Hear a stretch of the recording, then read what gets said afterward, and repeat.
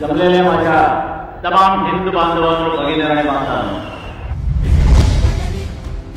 जो जगला वही हिंदुत्वाची कास धरून जनकल्याण.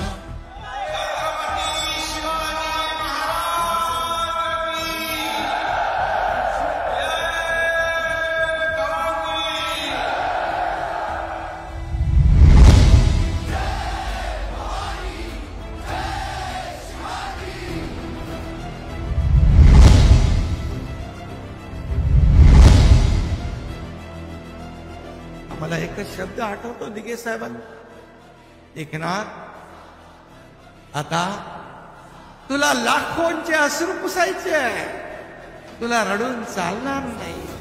ते शब्द आजही माझ्या कानामध्ये आहेत, आजही माझ्या कानात आहेत आणि मी अख्खा महाराष्ट्र माझा परिवार समजतो.